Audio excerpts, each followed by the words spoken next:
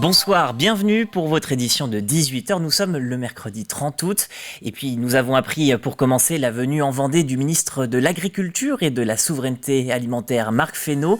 Il est attendu demain lors de la visite d'une exploitation yonnaise. Marc Fesneau devrait en dire plus sur la stratégie vaccinale élaborée par le gouvernement pour protéger les oiseaux d'élevage suite à l'épizootie d'influenza aviaire. Une réunion est ensuite prévue à la préfecture de la Roche-sur-Yon avec les professionnels du secteur et les élus du territoire. La campagne de vaccination doit débuter en octobre prochain. Nous suivrons cette visite bien sûr. Alors restez branchés demain sur TV Vendée. La rentrée se rapproche, c'est ce lundi 4 septembre pour une grande majorité des enfants.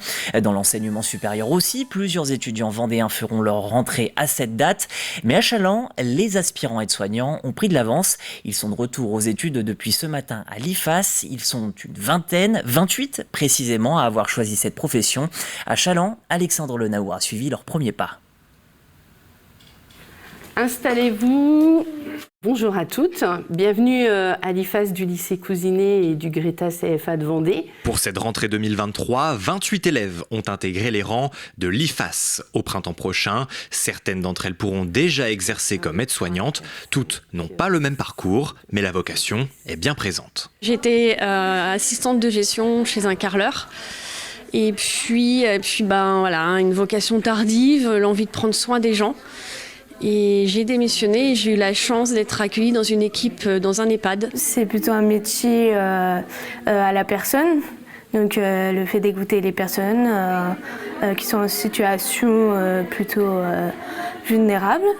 Et puis, ça permet aussi d'aider les autres dans leurs besoins. Je cherche tout ce qui est la technique, apprendre mieux à connaître les pathologies, vraiment me perfectionner sur ça. La formation propose plusieurs parcours, l'apprentissage est possible et pour tous, à l'issue, un diplôme d'État et l'acquisition d'un véritable savoir-faire. Déjà au niveau du vocabulaire, on fait attention à ce que le vocabulaire professionnel soit développé et acquis par nos élèves. Et il y a aussi l'analyse de situation, c'est-à-dire mon patient présente des signes cliniques, il est rouge, il est cyanosé, il a de la fièvre. Qu'est-ce que moi en tant qu'aide-soignante, je vais devoir mettre en place pour pouvoir accompagner et soigner au mieux mon patient. Et si les besoins dans la profession sont bien là, toutes les places de la formation n'ont pas été pourvues. Ça nous fait quand même un groupe de 28 élèves, ce qui est quand même assez satisfaisant, bien que on manque quand même de candidats et on aimerait bien pouvoir en accueillir un peu plus. On a les capacités pour en accueillir plus, mais on a du mal à recruter vers les professions de santé. Après la fin août, l'IFAS organise aussi une deuxième rentrée plus tardive, en janvier 2024.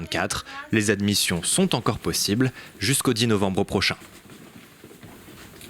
Et je vous le disais au moment de présenter cette formation, la majeure partie des élèves va retourner à l'école ce lundi. Nous sommes donc à 5 jours de la rentrée des classes. À cette occasion, on fait le point sur cette nouvelle année scolaire avec Alexandre Lenaour. Bonsoir Alexandre. Bonsoir Alexandre. Alors dites-nous un peu, qu'est-ce qu'il faut retenir pour cette nouvelle rentrée ?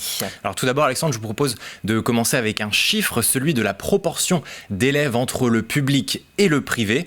En Pays de la Loire, en moyenne, un peu plus de 60% des élèves sont scolarisés dans le public et parmi les 5 départements ligériens, la Vendée fait-elle figure d'exception sur les presque 120 000 élèves vendéens de l'école au lycée. Le privé est majoritaire d'une courte tête à près de 51%. Au niveau de l'évolution des effectifs, cette fois dans les collèges et lycées publics, le cas vendéen est là aussi singulier. Là où les autres départements ligériens constatent une baisse des effectifs, la Vendée compte plus de 300 effectifs supplémentaires par rapport à la rentrée dernière. L'une des raisons, c'est l'ouverture d'un nouvel établissement dans notre département, le collège Arnaud Beltrame à Luçon, où près de 700 élèves sont attendus pour la rentrée lundi prochain. Et quels sont les grands changements à noter pour cette rentrée, Alexandre ? À quoi l'Académie de Nantes a-t-elle voulu porter attention ? Le premier, c'est sur l'acquisition des savoirs fondamentaux, notamment sur 2 enseignements, le français et les mathématiques. Alors l'objectif, il est double, c'est de mieux former les enseignants et ce, afin que les élèves réussissent donc davantage. Dans cette idée, l'un des grands changements concerne aussi la classe de 6e. C'est une année charnière selon la rectrice de l'Académie de Nantes, Katia Béguin. On a vu effectivement, grâce aux évaluations nationales, qu'il y avait des fragilités, en particulier à des moments charnières de la scolarité, comme le passage en collège. Et en 6e, ce qui est organisé notamment par le Pacte, c'est une véritable convergence des forces éducatives autour de ces élèves pour des heures de soutien en français et en mathématiques ou des heures d'approfondissement pour ceux qui sont déjà à l'aise. Le but, c'est de permettre finalement de commencer sa 6e sans justement ces fragilités, de les éradiquer rapidement et d'avoir une scolarité épanouie au collège. Et ce, d'autant plus qu'on s'aperçoit maintenant que le décrochage commence au collège.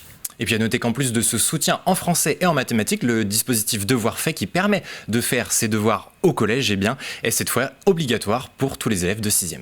Et on prend le cartable pour le lycée, puisque là aussi, il y a des nouveautés. Effectivement, le programme phare, celui de lutte contre le harcèlement scolaire, arrive au lycée pour cette rentrée 2023. Celui-ci n'était alors présent que dans les écoles et les collèges. Et puis la rentrée 2023 marque aussi plusieurs changements dans les lycées professionnels. Un bureau des entreprises va voir le jour dans chacun de ces établissements. L'idée, c'est de favoriser les interactions entre les élèves et les entreprises, et ce, pour faciliter l'insertion professionnelle. Eh bien, merci beaucoup, Alexandre.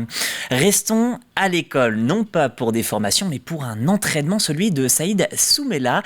Le cuisinier avignonnais s'exerce dans les cuisines du lycée Branly de La Roche-sur-Yon avant les Euroskills 2023 prévus du 5 au 10 septembre. Il est venu pour rejoindre son coach Arnaud Haché, enseignant au sein de l'établissement scolaire. Pendant 3 jours, Saïd Soumela s'exerce avec un objectif, gagner les Euroskills dans sa catégorie. Ici, c'est vrai qu'il y a tous les moyens nécessaires pour être dans les meilleures conditions possibles pour la compétition. Ce que j'ai pas forcément dans les autres établissements. Ici, j'ai tout, et donc ensuite, en plus, j'ai l'expert aussi qui gère tout ça. Pour être dans la compétition, il faut avoir moins de 25 ans. Saïd est un jeune grand prometteur, à mon avis. Il est déjà chef dans un restaurant à Avignon, et en plus, il a déjà participé 2 fois au final national. Une fois, il a terminé 3e, une fois, il a terminé 2e, qui lui a valu la place en équipe de France aujourd'hui. Et puis quelques images pour finir comme chaque année. Le 30 août, depuis 79 ans, la commune de Dompierre-sur-Yon commémore les résistants du Maquis Airain. En 1944, 373 jeunes Vendéens rejoignaient le Maquis et ont permis la libération de plusieurs villes grâce au parachutage de plusieurs tonnes d'armes dans le bois des Gats. Un devoir de mémoire nécessaire selon les personnes rassemblées. Vous pouvez bien sûr retrouver cette interview et toutes les images sur notre site internet tvvendée.fr sur la rubrique Actu. Merci d'avoir suivi cette édition. On se retrouve bien sûr demain à 12h30. On reviendra bien sûr sur tout ce qui fait l'actualité de votre territoire. D'ici là, portez-vous bien et passez une excellente soirée en notre compagnie.